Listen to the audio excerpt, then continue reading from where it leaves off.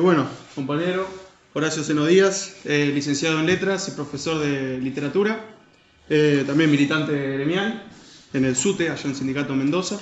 También participó de la Sociedad de Resistencia de Mendoza, en su momento de Herida la Fora, y actualmente en Sociedad de Oficios Válidos de Mendoza. El libro, Salud y Mal Instinto, es una discusión o volver a traer ciertas reivindicaciones que hicieron los compañeros anarquistas a principios del siglo XX en la disputa por la imagen del gaucho y por la propaganda al campo con el uso de la imagen del gaucho. Así que bueno, Horacio. Gracias. Bueno, primero el porqué del libro, el porqué de los temas que se van encontrando en esta investigación. ¿Por qué el gaucho? Sobre todo porque aparece una y otra vez, como en estos temas que no había ninguna motivación desde arriba, ninguna necesidad, ninguna identificación con una oligarquía terrateniente para erigirse como gaucho en un sentido siempre marginal, semi-delictivo o delictivo directamente, con un habla que disgusta, políticamente incorrecto, y que gran parte de la gauchesca tuvo muchas de estas características, desde su origen hasta ahora, que cuando la gauchesca irrumpe como tal, en general incomoda y es criticada desde la academia, y por eso mismo es tenida como una literatura, como si fuera de segunda, popular, entendida como popular, pero bastante tapada. Hice toda la carrera de licenciatura en letras y no leímos prácticamente gauchesca, sacando por supuesto el Martín Fierro, que se lo destaca casi de mala gana como la gran obra canónica argentina. Después, por interés en la historia, para ver el pasado que nos trae hasta donde estamos y a partir de ahí proyectar un futuro, por el interés, en mi caso, de lo que es confrontación entre ideas y colectivos humanos, lo que es lucha y armonía de partes en conflicto, diferencia, y después, bueno, por una filosofía de vida que tiene que ver esto con el anarquismo. Y por último, el título, que fue lo último que le puse, Salud y Mal Instinto, sale de un cartel de González Pacheco, que creo que tiene ese nombre, de una anécdota que cuenta de la hacienda familiar de cuando era niño y veía a los últimos gauchos matreros que después de compartir unos mates, un tabaco, unos tragos, se despedían diciendo buena salud y mal instinto, y que estuvo pensándolo largos años de por qué ese saludo tan particular que no había escuchado en ningún lado, hasta que se le ocurrió relacionarlo, uno de los primeros también en hacer esta interesante relación, con el saludo de los anarquistas, de los que iba aprendiendo, con los que iba compartiendo, salud y revolución social, y que tiene que ver con un buen deseo que cualquiera le puede desear a cualquiera, de que le vaya bien en sus cosas. ¿Y por qué mal instinto? Que vendría a ser lo mismo que revolución social. Bueno, la disposición a sacar a la luz esa violencia, esas necesidades, los deseos contenidos, lo reprimido, en el momento en que eso sea necesario, sabiendo que desde que la pampa está alambrada, desde que tiene esos límites, toda esta gente que vivía al margen de la ley, imposibilidad de ejercer un trabajo legal y huyendo de la justicia, iba a tener que recurrir al facón en cualquier momento o al revólver después para defenderse. Así bueno, a partir de ahí hace esa especie de nexo que lo vuelvo a reencontrar en el título del libro. Por eso de gauchos y anarquistas, que se podría decir que temporalmente vamos a ver que según como se entienda la definición de gaucho, no se encuentran, sino que es una sucesión en la línea temporal. Primero los gauchos van desapareciendo, quedan los matreros, justo llega el anarquismo en barco y se establece y se difunde.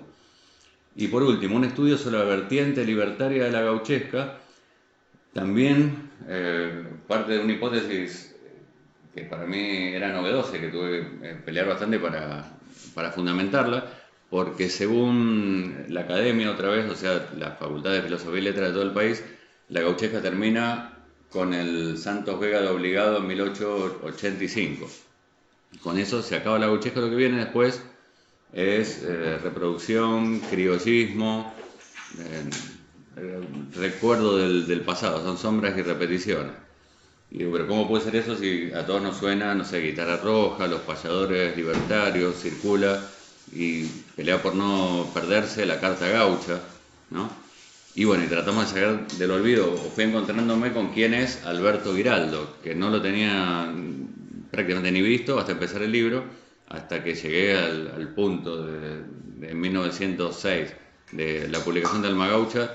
Lo importante fue la revista Martín Fierro, la enorme difusión y repercusión que tuvieron estas obras, estos programas, desde ese momento en adelante. Bueno, esto es lo que había preparado para la entrada en Barcelona, sobre todo para quien no conociera. Primero la presentación del gaucho como figura identitaria, que me llamaba la atención. Volviendo para atrás, lo volví a encontrar en todo lo que es mercadotecnia, desde fines del siglo XIX hasta ahora, que aparece una y otra vez.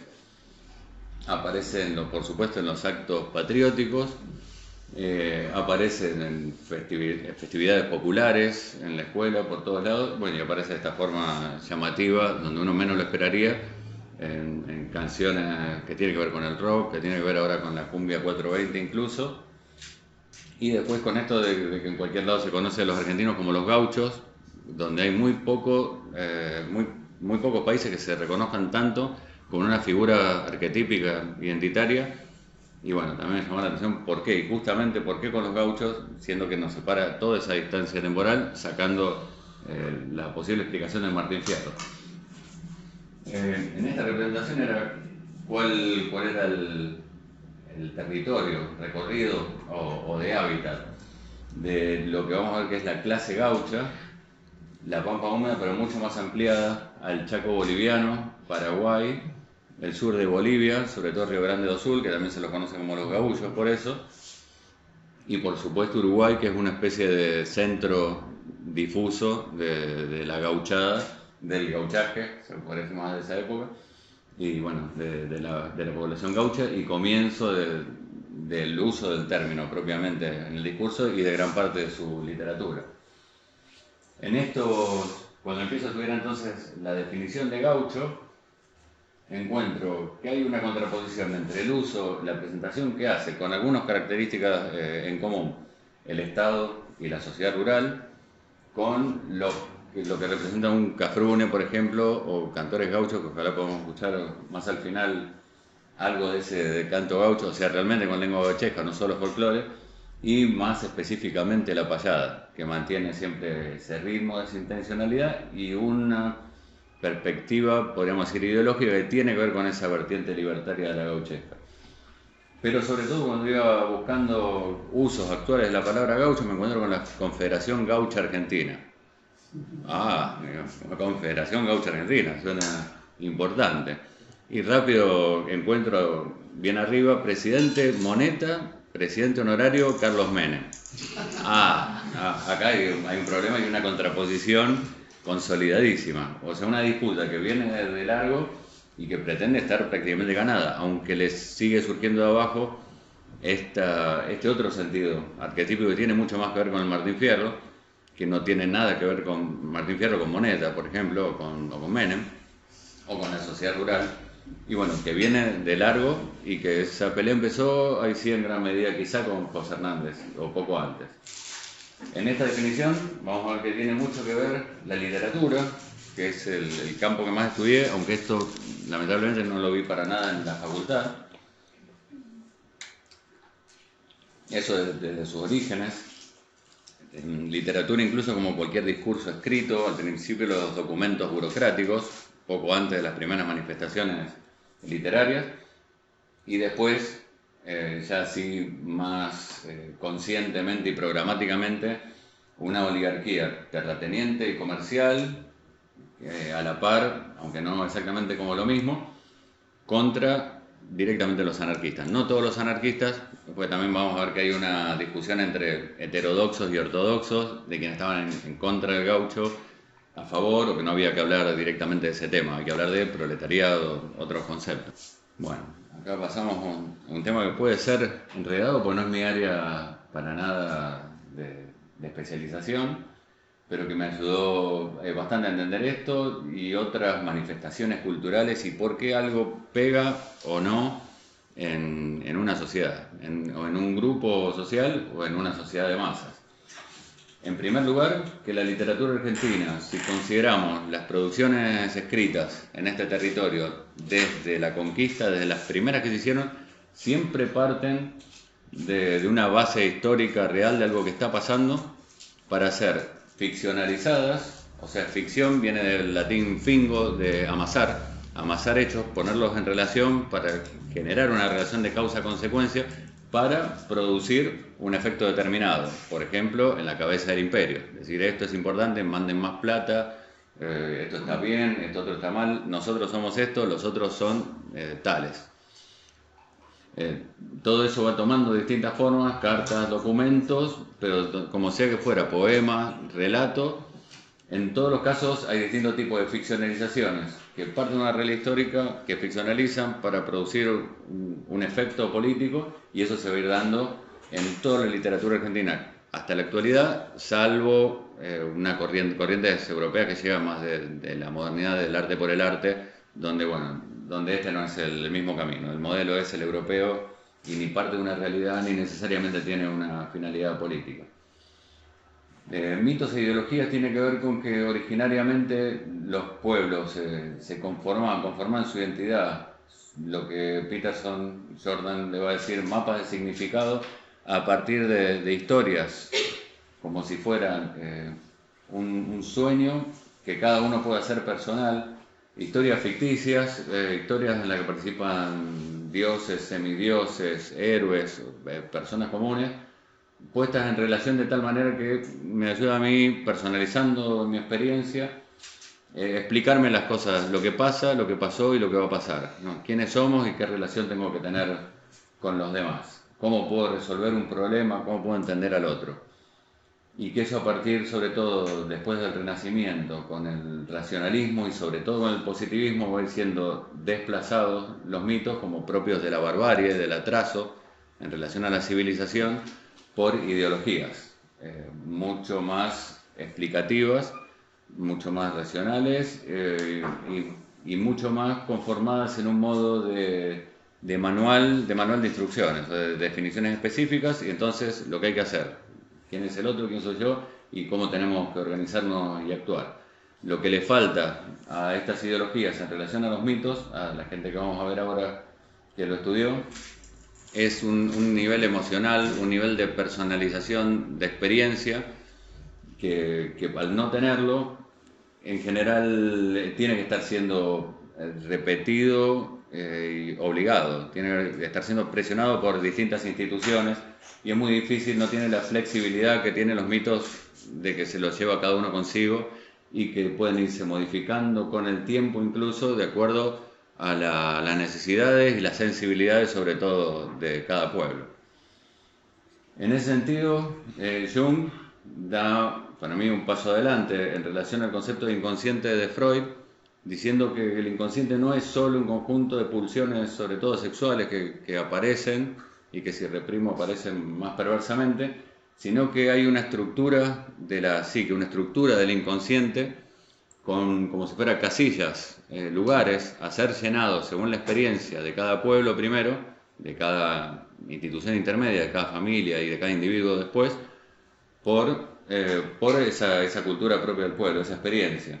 Esos se llaman arquetipos, arquetipos del inconsciente individual, arquetipos del inconsciente colectivo, que son figuras, temas, eventos, entonces que van a ir siendo llenados y definidos de una manera diferente por cada pueblo y cultura, pero cada pueblo, cada cultura, cada individuo los tiene en sí como parte de su misma psique. Y tengo para compartir una pequeña cita de Jung que dice: quien ha perdido los símbolos históricos y no puede contentarse con sustitutos, encuéntrase hoy en una situación difícil. Ante él se abre la nada, frente a la cual el hombre aparta el rostro con miedo. Peor todavía, el vacío se llena con absurdas ideas políticas o sociales, todas ellas espiritualmente desiertas. Nuestro intelecto ha hecho conquistas tremendas, pero a la vez nuestra casa espiritual se ha desmoronado.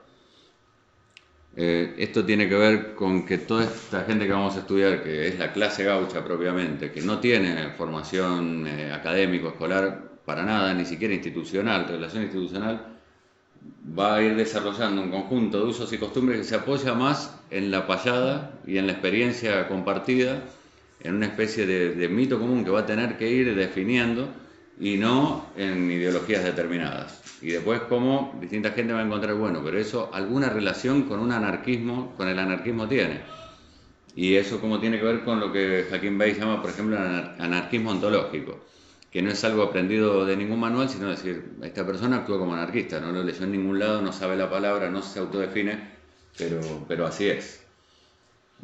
Bueno, Campbell encuentra que hay una forma que comparten todas estas historias que alcanzan ese nivel arquetípico, ese nivel de mito constitutivo de los pueblos, que se repite. Hay una especie de relato arquetípico, a lo que se llama el monomito, que reproduce un mismo viaje del héroe, que parte de una situación inicial, donde está en su vida cotidiana, que va a ser el representativo de cuál es el camino a seguir para avanzar en la vida, que tiene una llamada a la acción, como decir, tuvo alguien problema en el trabajo, se suma o no, hace lío o no, al principio no quiere, se niega a reaccionar, hasta que las condiciones lo obligan a meterse en problemas. Entonces cruza el umbral. Bueno, a partir de ahí un paso a paso que está usando mucho Hollywood de una manera bastante lamentable y repetitiva, que se basa en este mismo viaje del héroe, en este mismo monomito, para tener un esquema inicial que sabe que nos resulta existencialmente natural, para acompañar, para adentrar en lo desconocido, encontrarnos con esa cosa desconocida o terrible o temible y salir de una manera enriquecida de este conflicto, de este problema. Bueno, a eso le llaman mapas de significado, que es lo que abre cada cuento después, que van reemplazando a los grandes mitos, relatos cada vez más pequeños. Cada uno de estos cuentos igual procura abrir una especie de, aunque sea pequeño, mapa de significado. ¿Cómo me encuentro con este tipo de conflictos? El niño desde chiquito, los cuentos infantiles, las fábulas para todo el mundo. Con el racionalismo va sustituyendo los mitos religiosos por fábulas o cuentos o novelas después. Y Harari, que es un globalista tremendo, el Foro Económico Mundial, pero que tiene algunos conceptos que son interesantes. Uno dice que lo que permite al ser humano alcanzar el rango de Homo sapiens, proyectar, pensar un mundo, son ficciones compartidas. Le dice ficciones tanto a cualquier institución como a decir dólar, el valor de un auto, qué es un país, ¿no? Cualquier tipo de acuerdo en las creencias que permite a las sociedades, una sociedad flexible, bueno, que sería no tener estas ficciones es lo que impide que una sociedad flexible como la de los lobos o lo de los chimpancés, no tenerlo, que no superen los números de 20, 30, 50 integrantes. Y a la vez es lo que impide no tenerlo, que sociedades grandes como la de los insectos alcancen una flexibilidad que cambiando las condiciones del entorno, bueno, puedan sobrevivir, puedan adaptarse. Entonces permite a la vez una cierta flexibilidad y una cierta capacidad de crecimiento, de tener acuerdos que permita potenciarse para crecer como sociedad. Encontré en Castoriadis también el concepto de imaginario social, que viene a ser más o menos lo mismo, imágenes compartidas, ideas, conceptos compartidas, que construyen instituciones dan lugar a proyectos instituyentes o destituyentes, en los cuales se apoya, por ejemplo, la constitución de una sociedad de oficios varios, por ejemplo. Tenemos estas ideas, necesidades, proyección, valores compartidos, vamos por este lado. Y lo mismo lo que se llama, entonces después lo que va a llamar él, proyectos revolucionarios, destituyentes en contra de una institución establecida, y revolucionario, bueno, donde destituyo para sustituir por una nueva institución. En el Río de la Plata, vamos a leer un cachito de Castoriadis y vamos a lo del Río de la Plata. Bueno, parte Castoriadis de que la sociedad es creación, y creación de sí misma, autocreación, que es lo primero que instituye un grupo de personas. Si no, sigue cada cual su camino y no son parte de una misma cosa. Es una cuasi totalidad cohesionada por las instituciones, lenguaje, normas, familia, modo de producción, y por las significaciones que estas instituciones encarnan: tótem, tabúes, dioses, Dios, polis, mercancía, riqueza, patria, etc. Ambas, instituciones y significaciones, representan creaciones ontológicas, así que tienen un valor de esencia, de punto de partida. En el Río de la Plata, a comienzos del siglo XIX, se da la situación de que la hispanidad, el imperio hispánico, el imperio español, había ido construyendo, por supuesto, sus instituciones de largo tiempo, con algunos cambios que habían generado malestar en la población criolla y desentendiéndose del malestar que hace rato, el verdugueo, que venían generando en los gauchos y en los indios. Pero que algunas élites, alguna oligarquía de las grandes ciudades, sobre todo de Buenos Aires, estar dispuestos a acabar con eso, tener un proyecto revolucionario, tenían que ver por qué iban a sustituir toda esta tradición, toda esta cultura, todo este imaginario social. Tenían que transformarlo, sustituirlo por algo. Y en eso va a entrar entonces la gauchesca.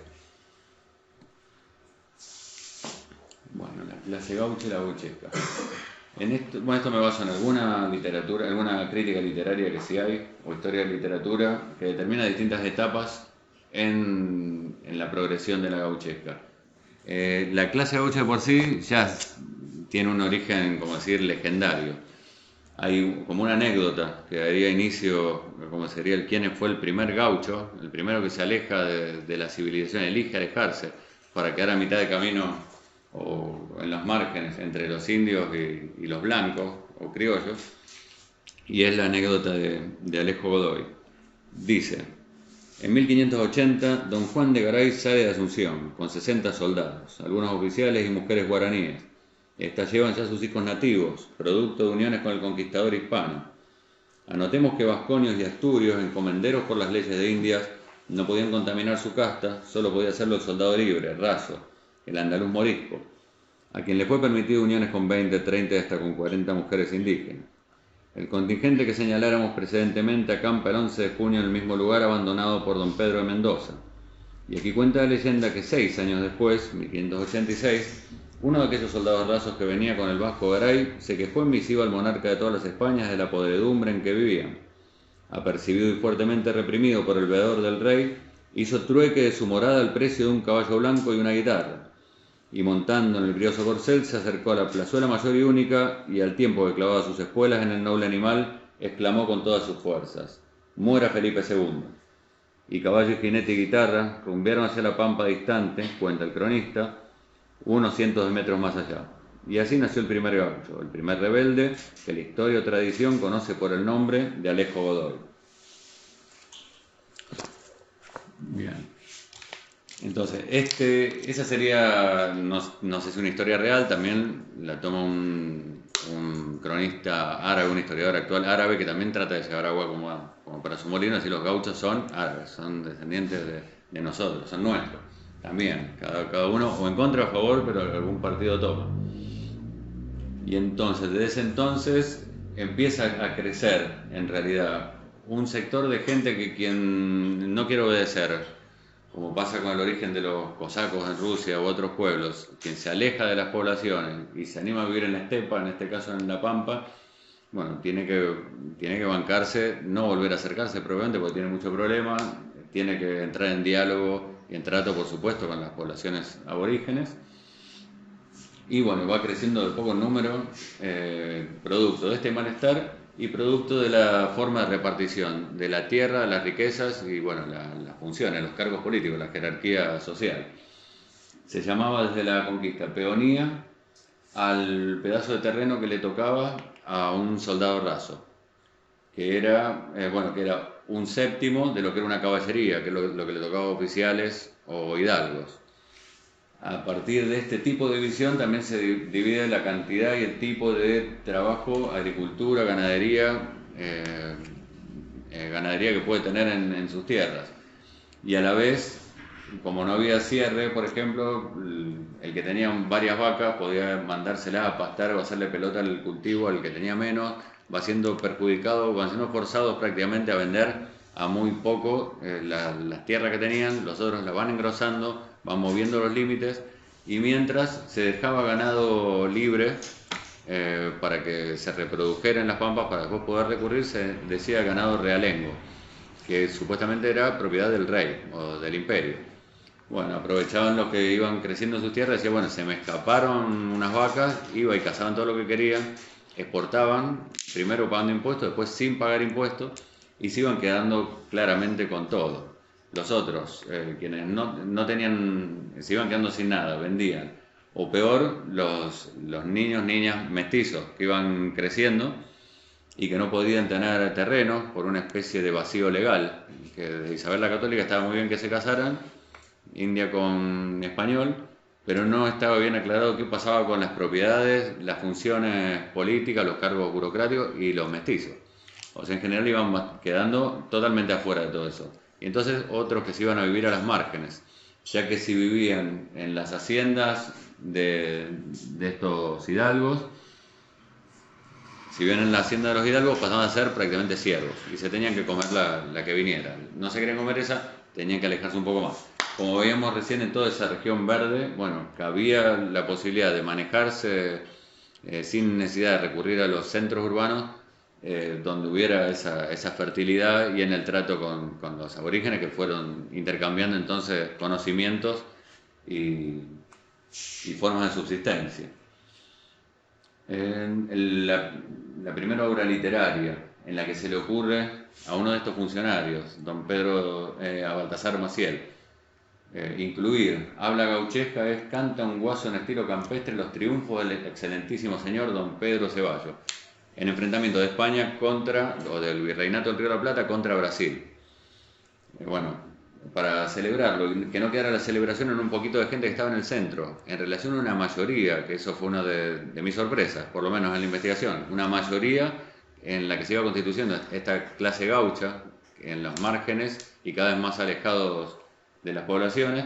Entonces, bueno, para compartirles ese festejo, como si, bueno, de alguna manera incluyámoslo, bueno, como si inventan un show poético que agarra el micrófono y dice y habla como hablan, trata de imitar su habla entonces, a cantar alabanzas al señor don Pedro de Ceballos. 10 años después, recién, en el amor de la estanciera, bueno, ya pone una relación donde de un criollo tiene que elegir con un habla gauchesca también el marido para la hija, o está hablando con la hija que prefiere que se case con otro criollo, con un gaucho o con alguien de la zona y no con esos españoles, dando a notar que ya hay una especie de resentimiento de la diferencia económica, política, social de los españoles con los criollos. Pero ya también tomando partido, primera vez en la literatura, como un nosotros que incluye criollos y gauchos.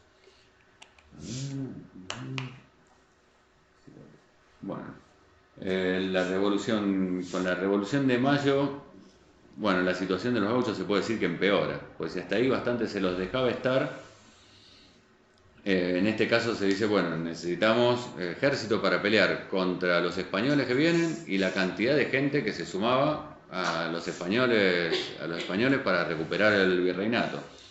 Entonces se le ocurren dos herramientas legislativas tan importantes y de larga duración como la leva y la papeleta de Conchavo. La leva la habían usado los españoles solamente para obligar a trabajar en sus tierras en algún momento de cosecha a los gauchos de los márgenes de sus poblaciones. Bueno, que es pasa a ser a partir de la Revolución de Mayo, llevar a la fuerza a pelear, darle con suerte algún arma y ponerlo al frente a pelear a todos los gauchos, a todo quien no estuviera registrado, que no fuera por lo menos que no fuera un criollo acreditado de las poblaciones urbanas. Y la papeleta de Conchavo poco después, que quien agarraran y no estuviera acreditado por su patrón, como que estaba ejerciendo alguna tarea laboral en su hacienda, de inmediato, que no le acreditara si este trabaja para mí, por eso puede no andar, puede zafar del ejército esta vez. Si lo acreditaba, por 3 meses zafaba, por 3 meses valía el papel.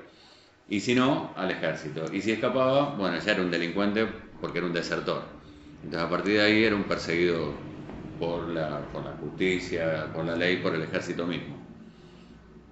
En este caso son un poco excepciones, Artigas y Güemes. A ver si no bien... los primeros usos del término. No, bueno, no mencioné antes, los primeros usos del término de la palabra gaucho, eso a partir de 1771, son documentos oficiales que mandan a perseguir a esos malhechores, vagamundos o gauderios que se conoce como gauchos y que asolan las pampas. Eso desde Uruguay. Y de paso si pueden traer un poco de ganado realengo para la ciudad.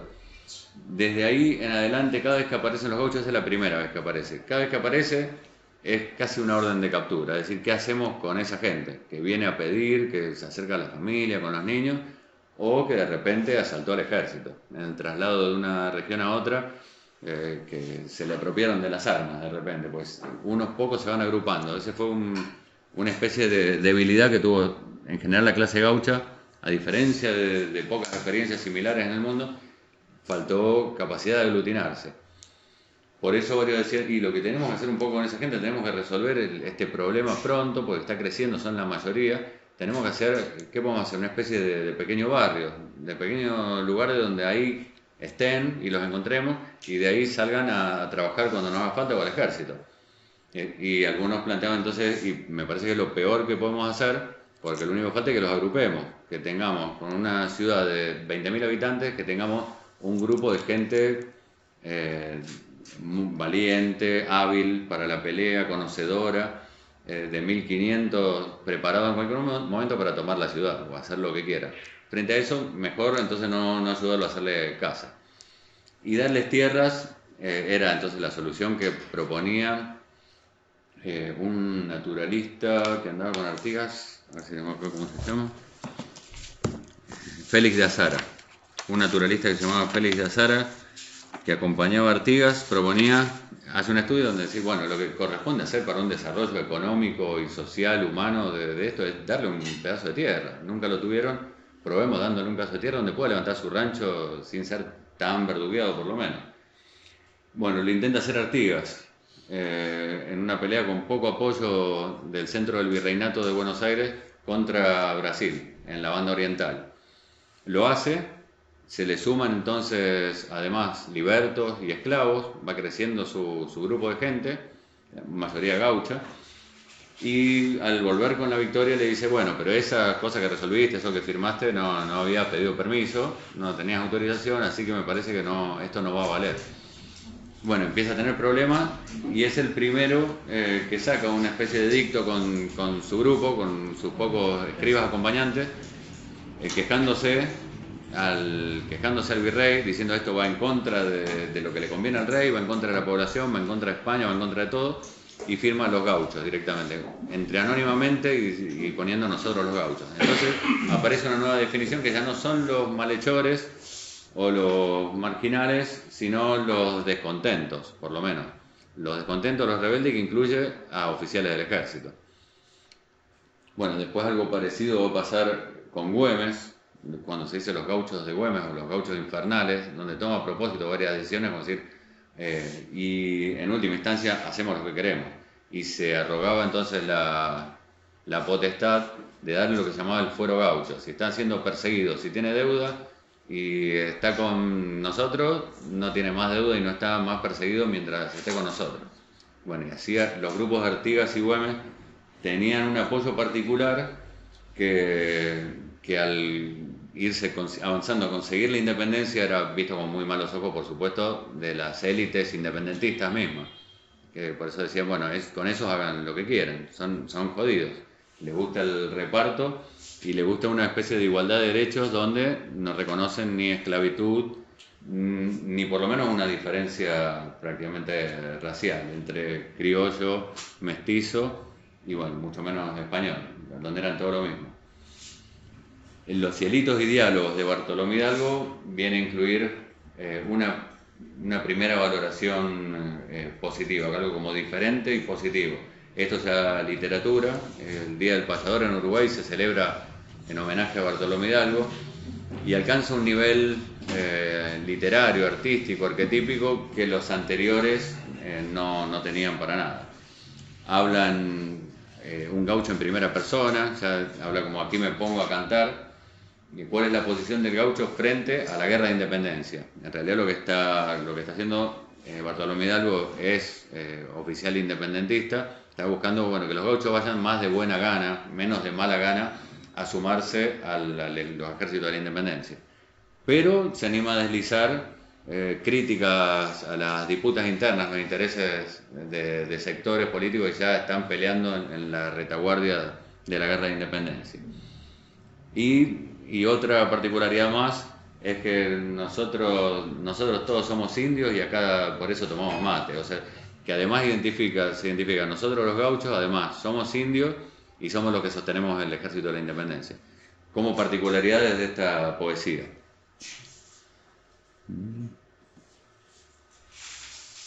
Bueno, la etapa de los gauchipolíticos y organización nacional.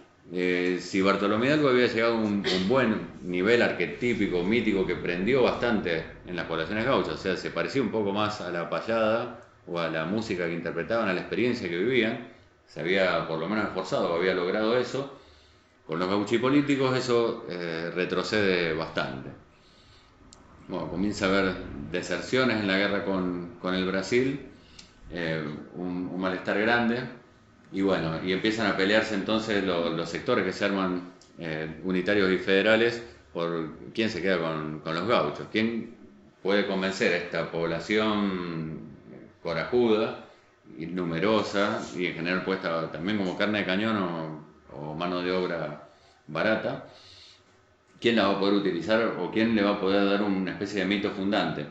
Por eso es interesante una cita de Rosas en una carta a un amigo, donde expone un poco su plan de convertirse en el primer gaucho, ¿no?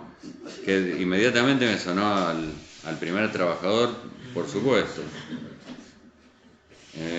Donde dice Rosas: yo he tenido siempre mi sistema particular, conozco y respeto los talentos de muchos de los señores que han gobernado el país, y especialmente a los señores de Rivadavia, Agüero y otros de su tiempo. Pero a mi parecer todos cometían un grande error. Los gobiernos se conducían muy bien para la gente ilustrada, pero despreciaban los hombres de las clases bajas, los de la campaña, que son la gente de acción. Usted sabe la disposición que hay siempre en el que no tiene contra los ricos y superiores. Me pareció, pues, desde entonces muy importante conseguir una influencia grande sobre esa clase para contenerla o para dirigirla. Y me propuse adquirir esa influencia a toda costa.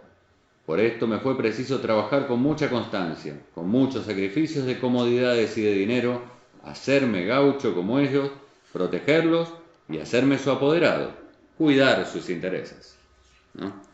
Es interesante, porque en general también se plantea como que era el primer gaucho y los otros seguían por una adoración, idolatría, y que mejoró entonces la clase gaucha con Rosas.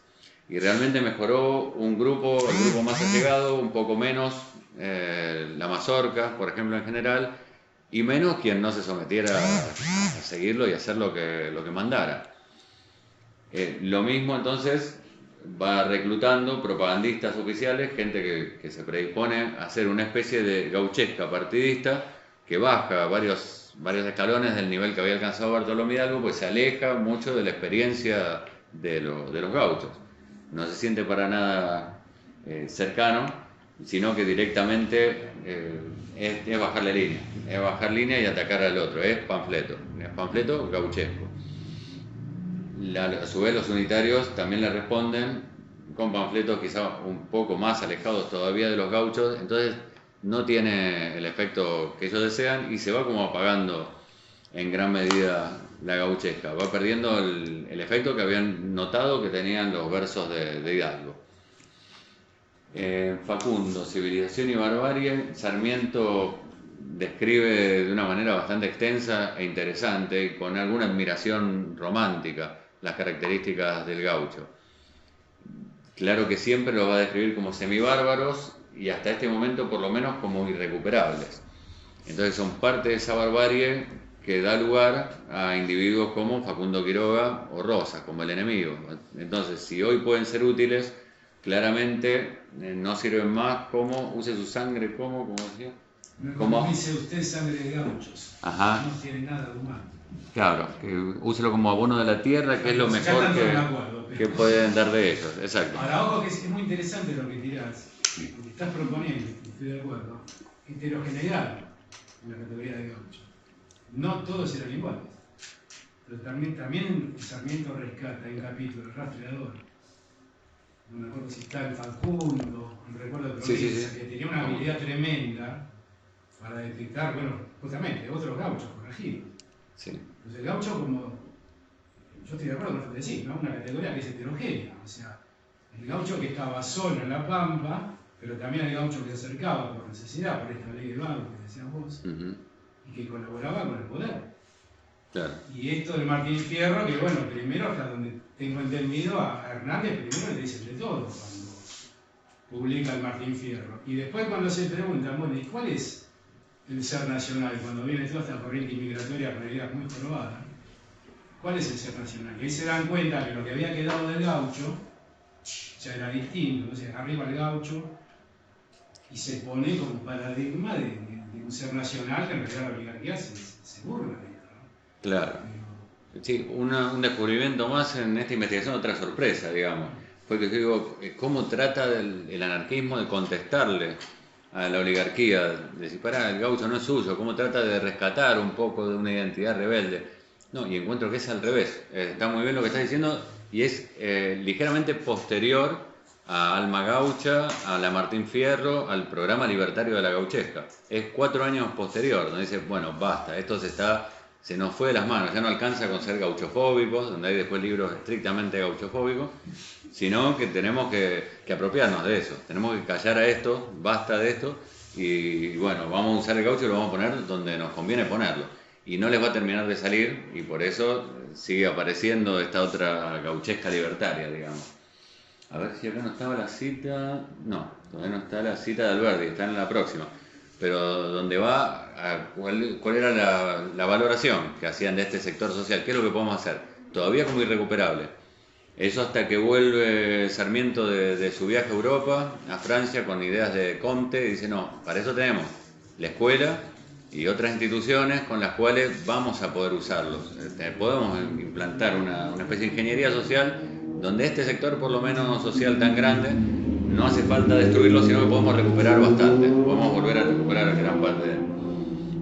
Hasta ahí el sentido mayoritariamente negativo que había en las ciudades sobre los gauchos y gente como Lucia Mansilla u otros viajeros por la Pampa Argentina, Macán, Musi, se van a encontrar con sorpresa que el exotismo, este romanticismo de viajeros europeos o la visión que desde lejos tenían en general, sobre todo la literatura en Francia, de que Gaucho empezaba a ser una figura romántica, un héroe que se podía poner al lado de los piratas, por ejemplo, hay mucha literatura de piratas, bueno, literatura gauchesca también, qué lindo eso, habría que hacer más literatura de ese personaje tan heroico, rebelde, como los piratas, que tampoco era una figura necesariamente tan reivindicable, pero encuentra Macán, Mousi, Lucio Mansilla que ese gaucho, que ya empezaba a ser buena palabra en Buenos Aires y en las ciudades europeas, cuando le decía, o sea que vos sos un gaucho, estoy encontrando un verdadero gaucho con un peón rural o un campesino,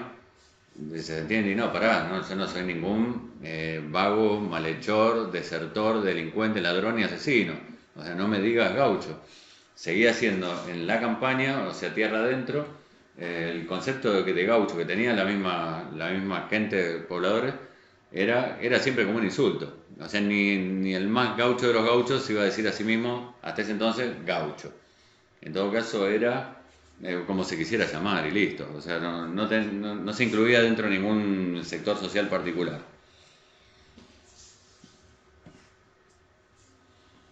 Bueno, terminada la disputa, entonces unitarios federales, va tomando lugar una gauchesca más social. Intentos diferentes de redefinición o integración del gaucho. Triunfa la política, va triunfando una política liberaloide, digamos, y con algo bastante tecnocrática. Después de la derrota del federalismo, entonces se va pasando la literatura en general, de un ciclo de la tiranía, todo contra Rosa sobre todo, a uno de gauchesca social, donde los primeros que hacen un intento de quiebre con la gauchipolítica anterior, que estaba bastante gastada y ya fuera de funciones, no había rosas a cual tirarle, son Estanislao del Campo y Ascasubi. Los dos grandes escritores. En Ascasubi ponían todas sus fichas la oligarquía local de que iba a ser el gran escritor que hacía falta. Si necesitamos tener cultura, si tenemos cultura tenemos que tener un escritor, bueno, y es Ascasubi, que escribía muy bien.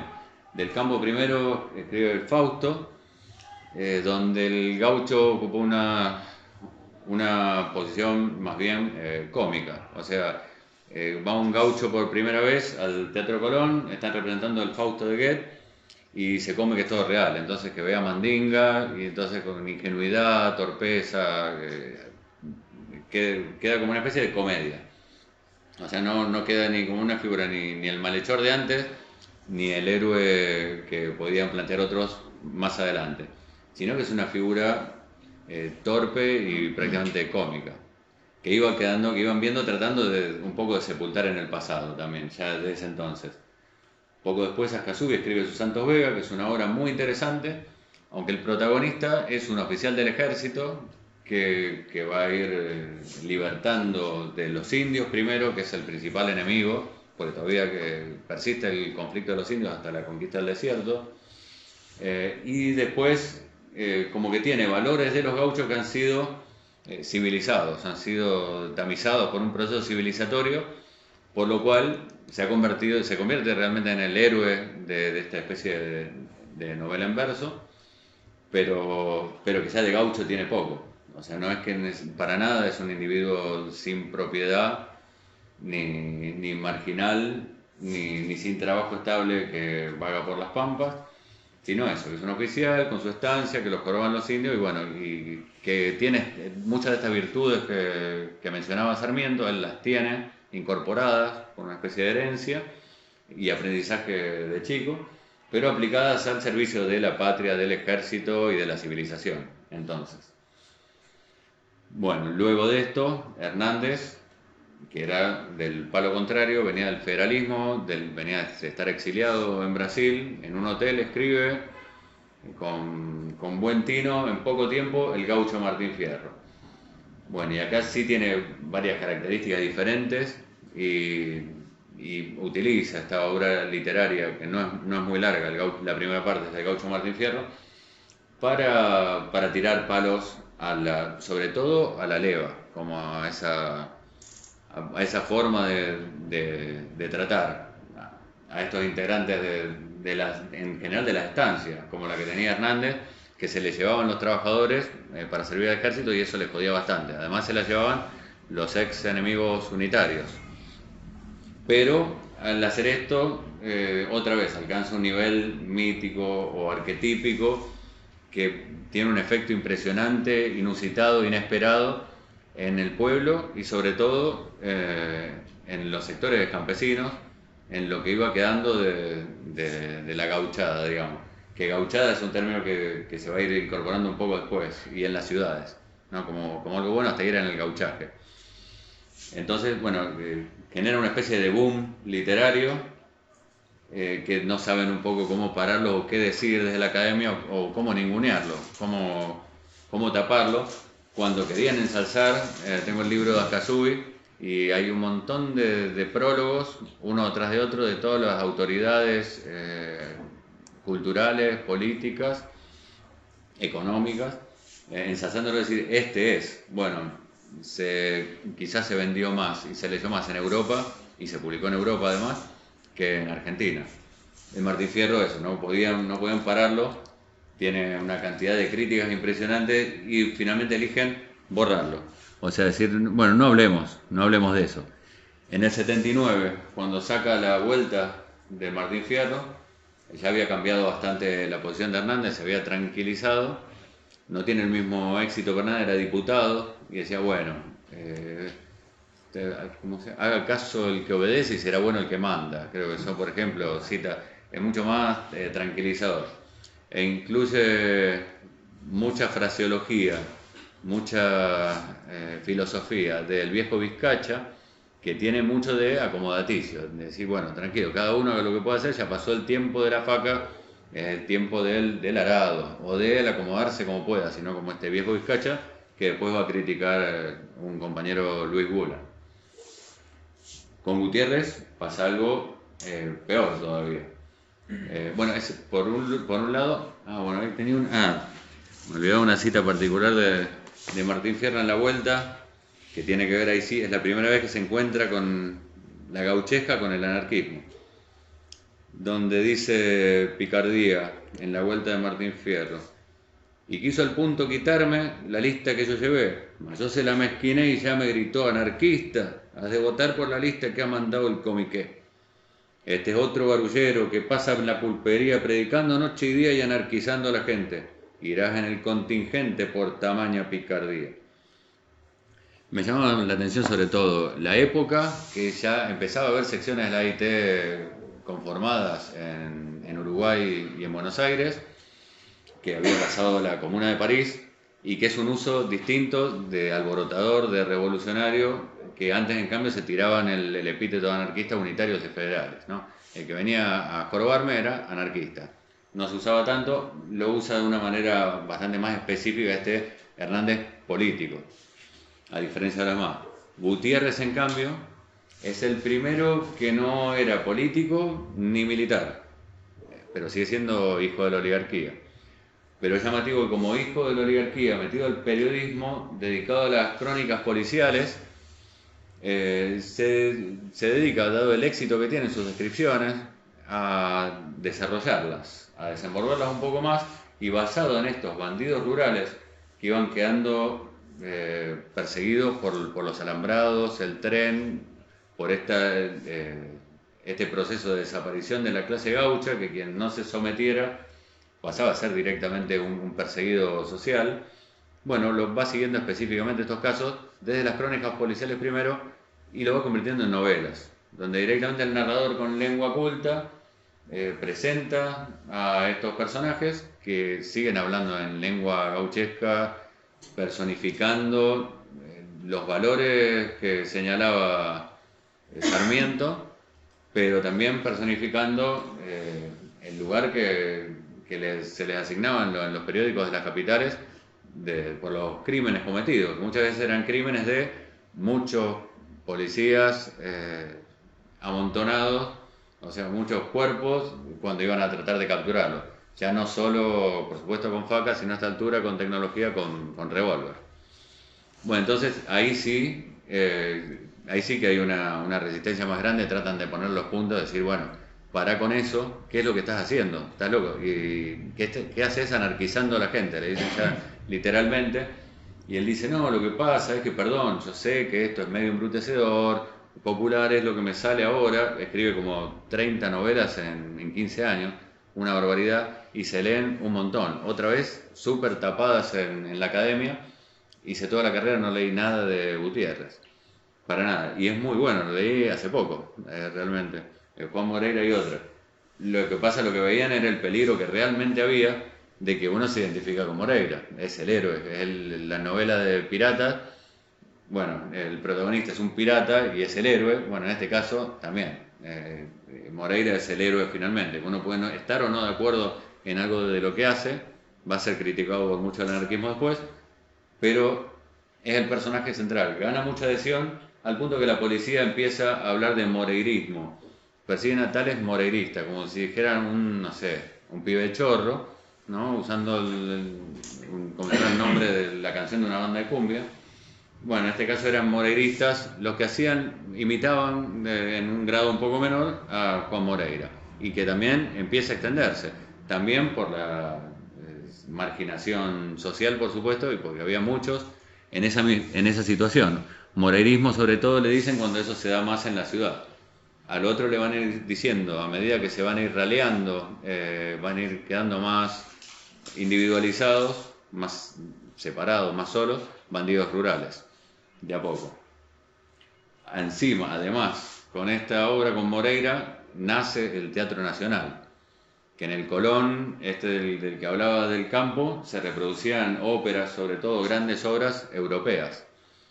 Mientras para el pueblo había show de payasos, mimodramas, donde no había texto, para el pueblo común y sobre todo tierra adentro, hacen un mismo drama de Juan Moreira, tiene un éxito bárbaro de tal manera que se animan la compañía de los hermanos Podestá, que a partir de ahí explota y son el eje del teatro argentino, criollo, a hacer la obra Juan Moreira con Gutiérrez. Y tiene también un éxito tremendo y bueno, nace prácticamente el teatro criollo y popular desde ahí.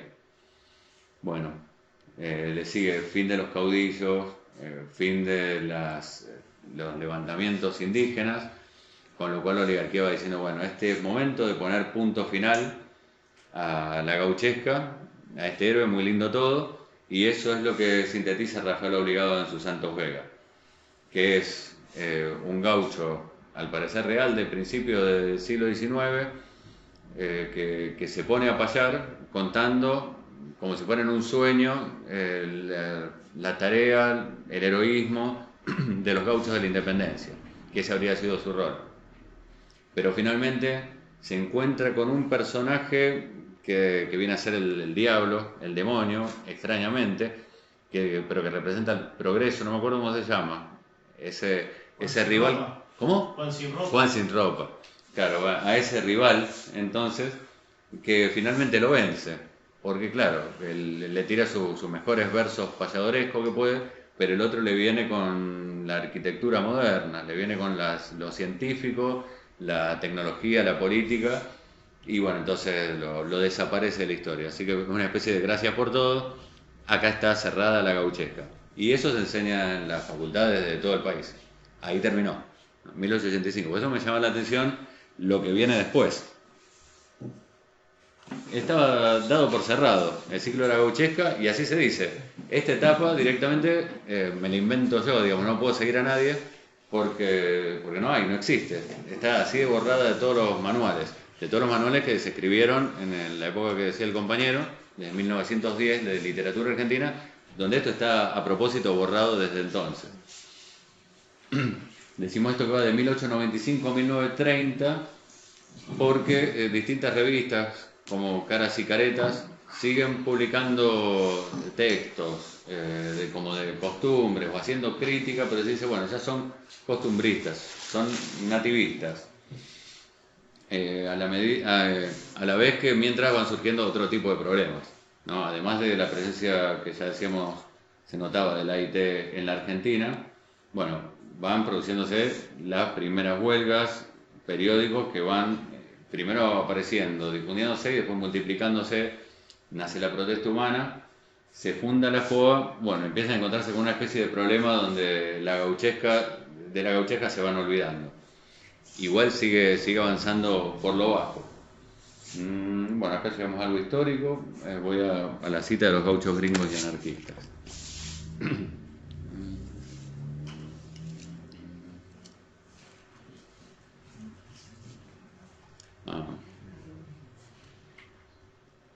Bien, acá voy, no sé por qué lo puse acá, porque en relación a las bases de Alberdi y a otro texto que se llamaba Gobernar es Poblar. Y bueno, ¿qué lugar le asignaban al gaucho? ¿Y qué lugar le asignaban a estos gringos que venían? Que, bueno, gringos se le empieza a decir despectivamente, es una palabra que usaba desde el siglo XVII en España para inmigrantes que no hablan bien la lengua local. Pero se le asigna a la mayoría española e italiana, que rápidamente se comunican, pero que no era lo que pretendían estos liberales, estos ideólogos, estos políticos. Decía Alberdi en Bases: haced pasar al roto, el gaucho, el cholo, unidad elemental de nuestras masas populares por todas las transformaciones del mejor sistema de instrucción.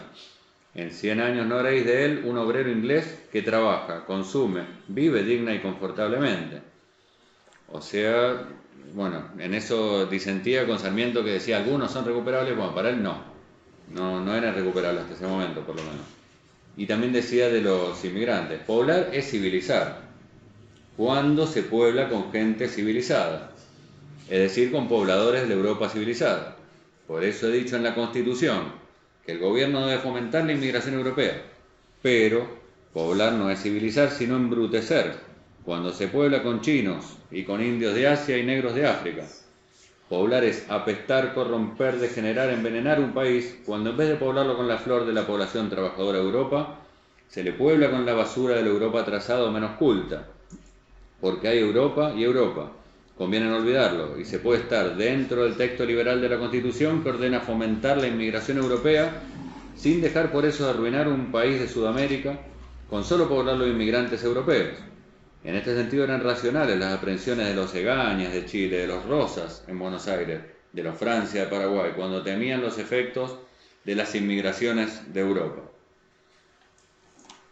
En esto se basa entonces la ley de residencia. De decir, bueno, listo, están haciendo quilombos sucesivos, alcanzando éxitos entonces, contagiando gente local, vamos a echar a todo inmigrante que se porte mal o que le ande cerca. Y decía, bueno, planteaba alguno, ¿y qué hacemos con los locales? Que todavía no era tanto, no veían que fuera tanto el problema, eran como gente contagiada.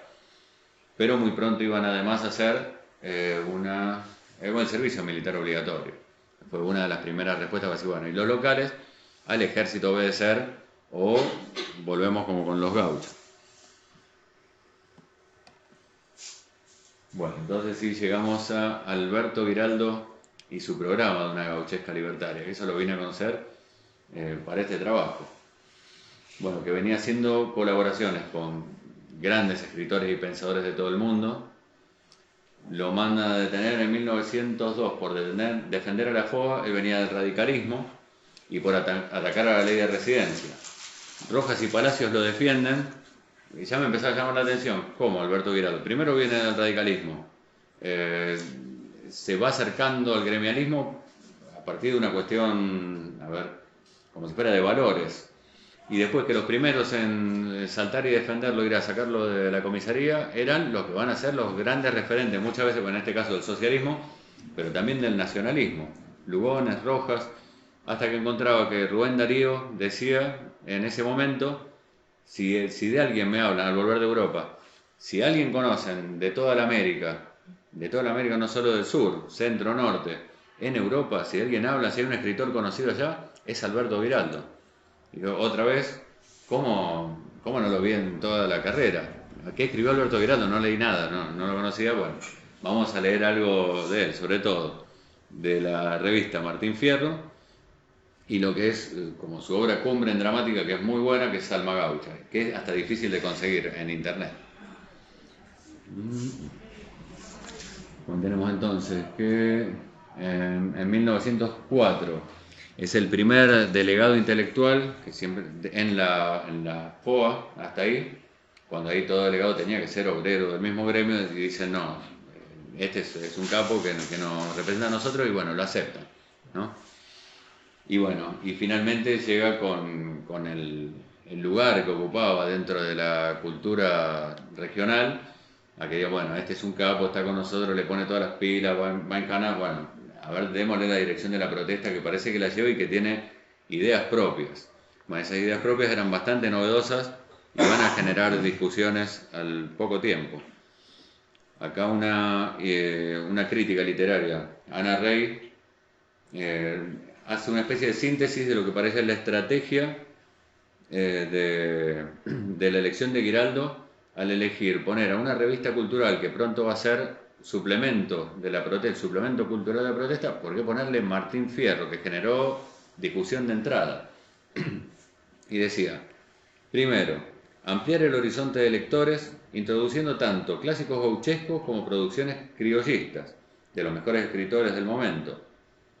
Segundo, entonces ampliar el horizonte de lectores, que más gente se vaya acercando a la idea libertaria a partir de sumar esto que era literatura popular.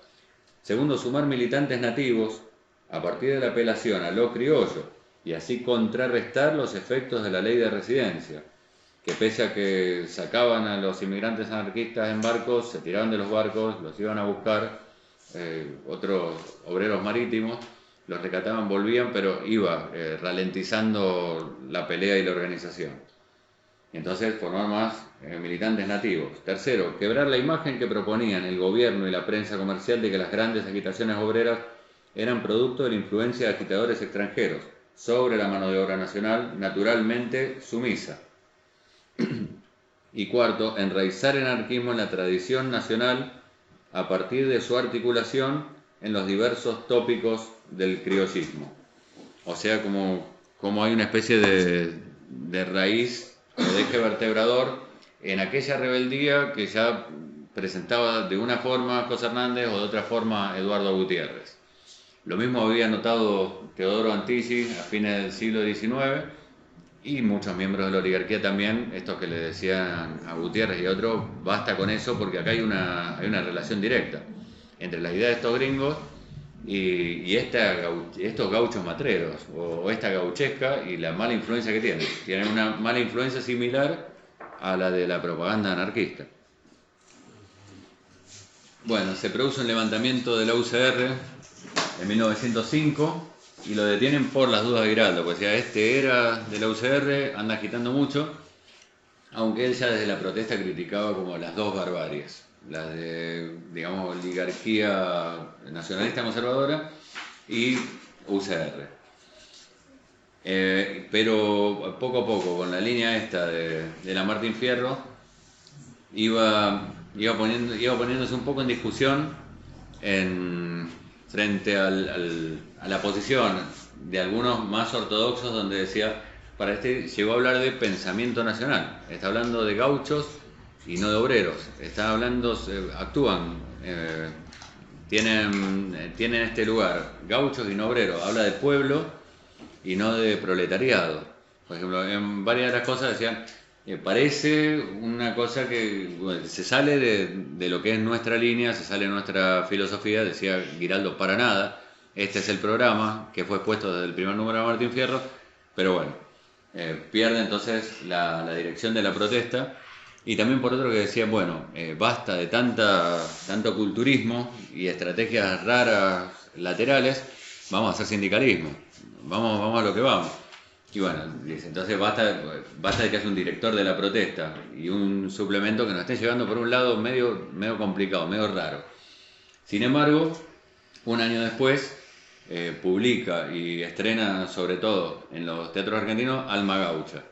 Y es otro exitazo que también tuve que descubrirlo en esta investigación, como si fuera un boom dramático que no sé cuándo habrá sido repetido, alcanzado otra vez. Pero, como decir, 5 años de puesta en escena una tras otra, a lleno total, y donde le reconocen, además de la visión anárquica que tiene el director, y que tiene entonces Cruz, que es su protagonista, la calidad que es indiscutible. Entonces, bueno, si no podemos discutir que tiene una calidad impresionante, fuera de que, bueno, el autor un poco se la manda, hace de las suyas, hace su propaganda, sobre todo contra el servicio militar obligatorio. ¿Y qué genera eso en los sectores sociales más marginados? ¿Y qué relaciona en eso con esa especie de estirpe gaucha que por ahí algún canto patriótico quería reivindicar? Entonces, una cita breve de Alma Gaucha explica el origen de su rebeldía. Cruz, que es el protagonista, a la vez tomando el nombre del compañero de Fierro en el gaucho Martín Fierro, dice Cruz, es un asunto largo y viene de mi padre que peleó con los indios. Contra los indios, querrá decir, le contesta un soldado. No me equivoco tan feo, amigo. Peleó con ellos contra el ejército, ¿sabe? Gaucho alzado y con razón, fue perseguido por la autoridad y entonces ganó la frontera. ¿Vive su padre, amigo?, dice el soldado. Vive y sabe muchas cosas, más que nosotros todos. Él me enseñó a no querer al ejército. Y vean, es inútil, cuando más lo conozco peor es. Y no he nacido para soldado, ¿qué quieren? No aguanto que nadie mande mis actos y aquí todos lo mandan a uno. Uno no es nadie. Es una cosa que le hacen marchar reculando o avanzando según la orden. Hombres, no somos hombres. Muñecos con resorte y gracias.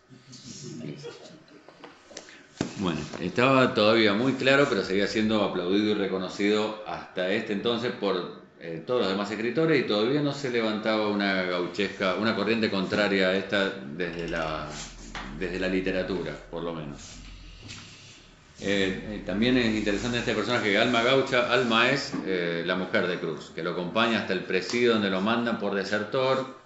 No había desertado, sino que era un acuerdo con un oficial para que no quedaran claros los abusos del oficial ese.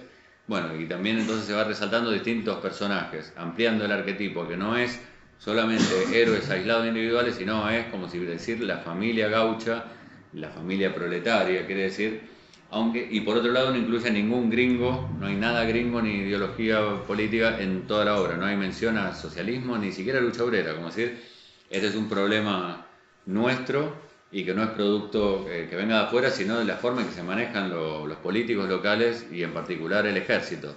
También menciona el mercado, las leyes, le da su lugar y bueno, aprovecha en el juicio final a anotar lo popular que es que son estos referentes de rebeldía y lo antipopulares que son las instituciones del Estado y de la Iglesia.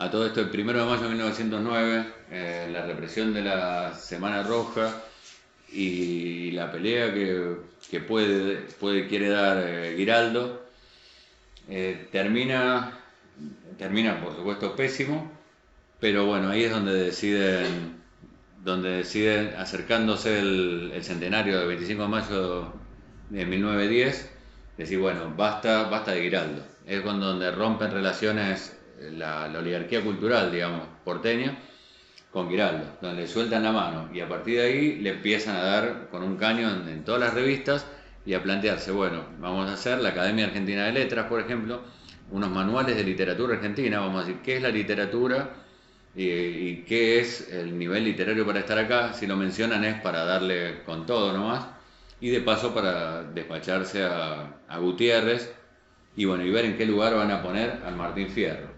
Bueno, a empezar a decir, bueno, y este lo vamos a ganar, lo necesitamos al gaucho de nuestro lado otra vez. Acá es cuando se lo plantea un poco después de lo de Giraldo. En paralelo, el caso de los payadores libertarios se van empezando a formar. Todavía gana lugar Gabino Ezeiza, un payador radical, sobre todo. Pero se van formando y van tomando bastante del programa literario de Giraldo. Me costó encontrar, pero encontré reivindicaciones de Martín Castro, por ejemplo, a decir, bueno, es como nuestro, no sé, ejemplo. Es el iniciador de esta corriente. Bueno, que está bueno encontrarlo dicho por ellos, es decir, no es algo que se me ocurre a mí o que quiero ver lo que no hay, sino que lo reconocen ellos. Bueno, entonces, gente como Rojas, Lugones y Gálvez le van a dar con un caño. Giraldo funda Argentores con otros, pero pronto lo van a ir dejando cada vez más aislado y está bueno para ver como ejemplo de cómo la oligarquía puede llegar a desaparecer, lo mismo hoy, a un personaje relevante cuando se les hace inconveniente, ¿no? La UCR va llegando al poder, esto cambia un poco las condiciones, sobre todo de lo que hace a leyes laborales, o llega a tratar de dar lugar a sectores medios, a tratar de resolver con algunos sectores de trabajadores sin que exista el conflicto. En el Grito de Alcorta, donde se va a fundar la Federación Agraria, me llamó la atención también la participación de anarquistas, que hoy como que no sonaría que eso fuera posible, pero donde termina habiendo desapariciones en ese caso, o fusilamientos, muerte, bueno, son de dirigentes anarquistas de lo que comienza a ser la Federación Agraria.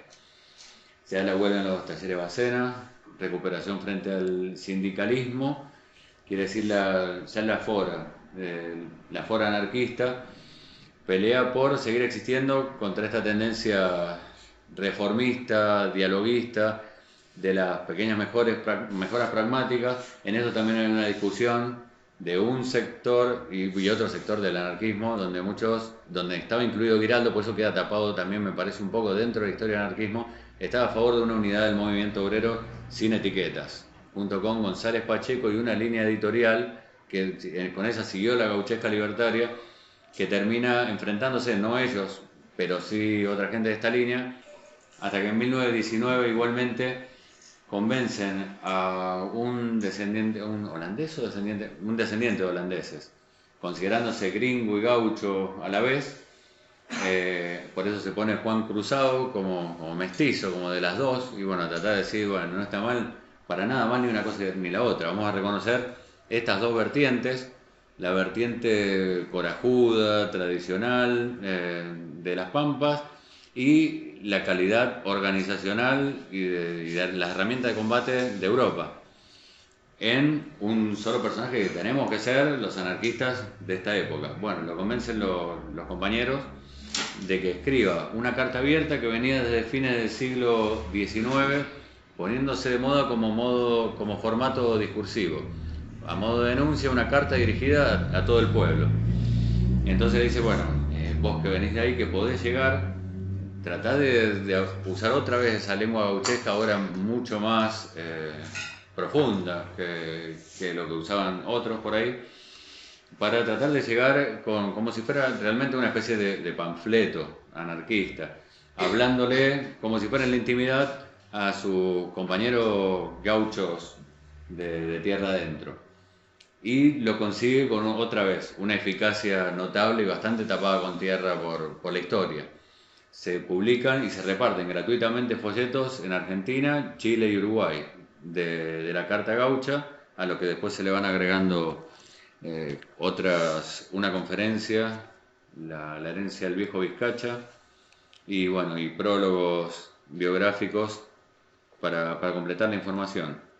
Una cita de la carta del compañero, que el único obstáculo que impide a los trabajadores apropiarse de campos y fábricas es la ignorancia. La mayor parte de los trabajadores, y principalmente los criollos, no hacemos más que trabajar como animales, para después jugarnos la plata, la taba en las carreras, mamarnos en la esquina y pelear, y lastimar a algún pobre diablo como nosotros para que nos hundan en la cárcel. Pero de mejorar nuestra suerte, qué esperanza, de eso no nos acordamos nunca. Somos infelices los gauchos, dice. Bueno, importante en este caso que a diferencia de incluso Alma Gaucha no pone al gaucho, al proletario como víctima de las circunstancias y con final trágico, sino como responsable de su destino. Es responsable el que elige acomodarse, entre comillas, meterse a policía, como es responsable que decide hacerse cargo de lo que le parece injusto y tomar cartas en el asunto como debería ser un gaucho. Y que frente al que se pone en contra del pueblo, en contra de la justicia popular, bueno, 4 tiros, si no 4 tiros como enseñan los gringos y no se hable más. O sea, realmente recomienda andar armado, organizarse, como enseñan los gringos, pero con aquella rebeldía incluso del gaucho matrero. Sumar, entonces, coraje y las habilidades de aquella que hablaba Sarmiento en el Facundo, con las capacidades organizativas, ideológicas, la experiencia histórica de los gringos que llegaban de Europa. Antes decía, traslado del campo a los márgenes de la ciudad. Había un problema global, económico, sobre el valor, al parecer, de cereales y ganado. Se depreció, se queda mucha gente sin trabajo, se traslada a las márgenes de la ciudad. Dentro de esto van llegando varios que van a ser como Luis Gulan, los otros van a ser los payadores libertarios que siguen justo a partir de aquí. Pero además empieza a haber levantamientos como lo de Jacinto Arauz, donde se termina agarrando a tiros en la comisaría, justo antes de que los masacren, de la Patagonia, y en varios de estos casos se llega a ver ejemplos, testimonios, no, documentos, de incluso fusilamiento por haberle encontrado un folleto de Radowisky y la carta gaucha a un peón rural. O sea que quien encontraba algo de esto realmente era jugársela, tenerlo, repartirlo, y así todo se repartía por decenas de miles en varios países. Además se empieza con esta propaganda, con este ejemplo. Toma fuerza de nuevo, además del periódico La Tierra de la Federación Agraria, que no se puede decir que sea estrictamente anarquista, pero donde había anarquistas participando, el semanario anarquista que empieza a salir en 1920, La Tierra de Uruguay, empieza a incluir fragmentos gauchescos, otra vez gaceteros gauchescos, en este caso anarquistas y en un tono altamente combativo, como el de Juan Cruzado, siguiendo ese mismo modelo. Y en el 24 escribe de nuevo, usando este sistema literario, Juan Cruzado, Luis Gulan, en su carta gaucha a los hermanos chilenos, llamando a que estén igual de preparados de un lado y del otro para resistirse al militarismo que están promoviendo los dos gobiernos o las dos oligarquías para, bueno, tratar de llevar a la guerra una vez más Argentina a Chile. A partir de ahí estos payadores o bueno, estos campesinos que tenían experiencia de la payada en el campo, que se siguen formando en las ciudades, van progresando en su técnica. En algunos casos, como el más destacado es el de Gabino Ezeiza, que me llamó la atención de él, por ejemplo, que bueno, empieza a perfeccionar los versos en cuanto a métrica, rima, lengua culta, contrapunto, ustedes sabrán mejor cómo se llama eso, pero tratar de vencer al otro en payadas largas hasta de más de un día, y a apuestas, cobrar entrada, apuestas, y se llena de plata, al parecer era muy excelente en la cuestión, en la técnica, de tal manera que se manejaba como si fuera prácticamente la oligarquía dominante, la del momento, en carroza, vestido de la ropa más cara que fuera posible. Otra vez me hacía acordar a los raperos más estrafalarios de Estados Unidos. Esto que decía recién de los gauchos y bueno, los payadores gauchescos y el reconocimiento para con Giraldo. Este Gabino Ezeiza, que era muy reivindicador del radicalismo, va a empezar a ser contestado, aunque igual se tienen respeto, por otros como Luis Acosta García, trovero del pueblo, y algo después por Martín Castro, el payador rojo. En el caso de Luis Acosta García, algunos de sus temas son interpretados por los cantantes más conocidos del momento, o sea, siempre tenían un alcance popular que después no se nota y que después cuesta encontrar al autor original y su poca biografía. Algunos temas conocidos de Martín Castro. Guitarra Roja, le suena quizá a la mayoría de acá, pero tiene que ver, sabrán algunos, quiero ver mis cuerdas rotas antes de que esté sirviendo algún patrón o partido político que prefiere ver la guitarra destrozada, como no tocar más. Empieza a plantar bandera contra el partidismo en la payada. Y eso va a tener bastante injerencia, sobre todo desde acá y siguiendo con Carlos Molina después, en todo lo que sea, no solo la payada, sino sobre todo lo que yo le digo por lo menos, el cantor gaucho o el canto gaucho. ¿Cómo decir? Larralde, Yupanqui, Cafrune y varios más, que tenía algún otro video para poner de alguien menos conocido. Pero ninguno de estos, a pesar de estar afiliado a partido, tener simpatías, amigos de un partido u otro, como que empiezan a quedar marginados una vez que propagandizan a un político de carrera o un partido contra otro. Bueno, tiene un éxito importante y recomiendo bastante escuchar Juancho el Desertor, otra vez contra el servicio militar obligatorio, muy buena letra. Y el canto Wilkins, donde producto de temas como estos, bueno, lo detienen repetidas veces, lo censuran, aunque reconoce Martín Castro que nunca fue apaleado por los policías, como pasa por ahí con algún músico, artista o dijéramos futbolista ahora, porque lo conocían todos los temas y lo admiraban bastante. Así que como fue perseguido, pero zafó bastante por la enorme fama que tenía. Y bueno, y lo mismo, Carlos Molina va a extender esto, igual que Martín Castro, que vivieron bastante, mantuvieron una línea y fueron pasando la posta a otros como Horacio Guaraní, Cafrune y bueno, y quizás Yupanqui también. Bueno, para hacia fines de la década del 20, otra vez decía, bueno, ya está, se acabó otra vez el gaucho. Ya está, nos acabamos con la gauchesca otra vez. A ver si podemos dejar al gaucho en el pasado, como había hecho Rafael Obligado con sus Santos Vega. Don Segundo Sombra, que también Sombra tiene que ver con el lugar que ocupa el personaje en la obra. Segundo Sombra es un gaucho de los últimos que queda, había aparecido del campo como ex matrero, gaucho rebeldón, que se autocritica, como si yo soy de otro tiempo, que si a mí me gusta mucho mandar, soy como si fuera un rosas en potencia, una semilla de rosas, pero no soy para estar acá, me voy a ir, pero deja sus enseñanzas a un futuro estanciero, un heredero de estancia que se forma con él. Entonces pretende pasar la posta a estos que van a conformar a partir de acá la Confederación Gaucha, ¿no? A estos que van a ser en algún momento son Moneta, Menem, Comodoro no sé cuánto, una oligarquía terrateniente que dice, listo, ahí está, Don Segundo Sombra es ese gaucho que nos pasó la posta. Y con eso es una obra que está bastante bien hecha, pero la intencionalidad política es evidente.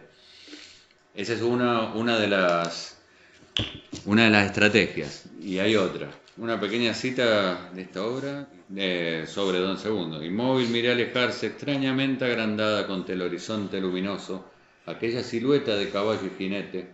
Me pareció haber visto un fantasma, una sombra, algo que pasa y es más una idea que un ser, algo que me atraía con la fuerza de un remanso. Otra más. Esto hablando sobre sí mismo, Don Segundo Sombra. Yo no me puedo quedar mucho en ninguna estancia, decía, porque enseguida estoy queriendo mandar más que los patrones. Qué caudillo de montonera hubiera sido. Pero por sobre todo y contra todo, Don Segundo quería su libertad.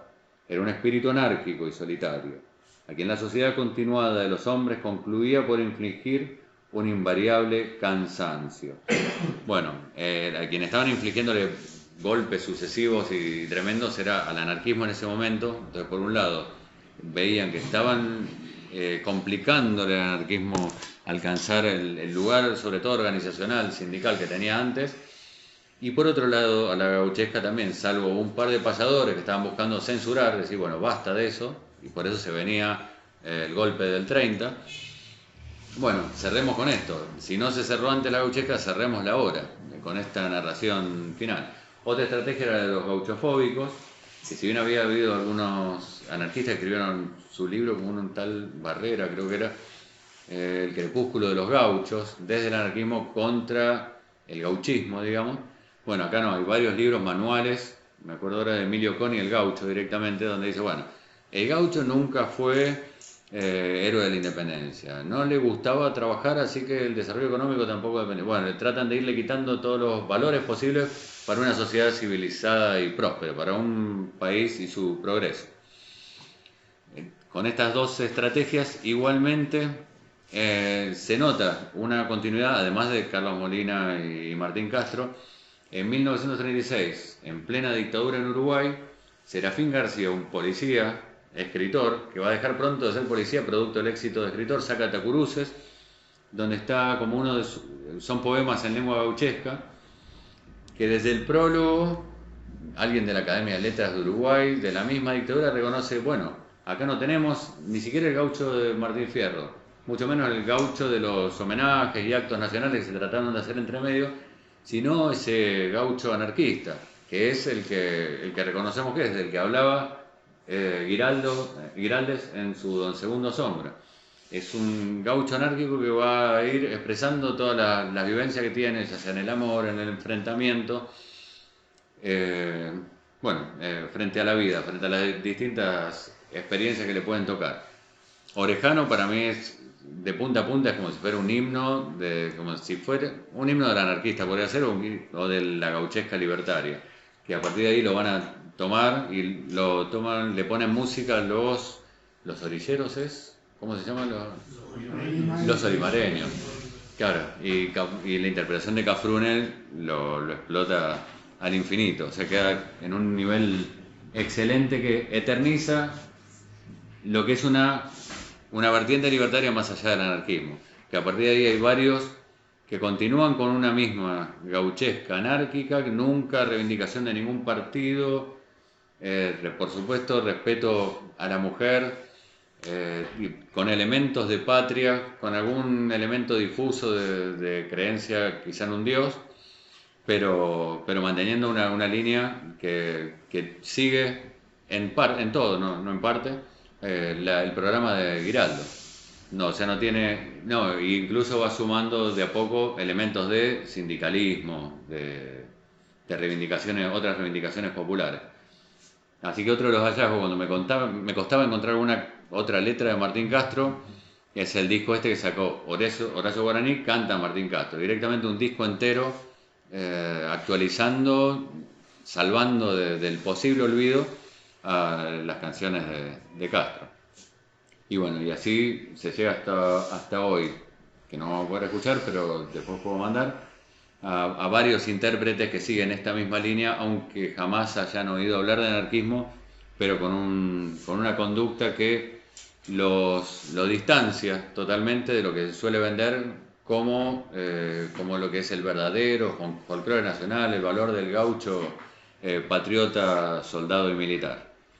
Bueno, sí, con esto iría cerrando la exposición general y pasamos a, si quiere, conversamos unas pocas palabras y yo quiero escuchar a los payadores cuanto antes.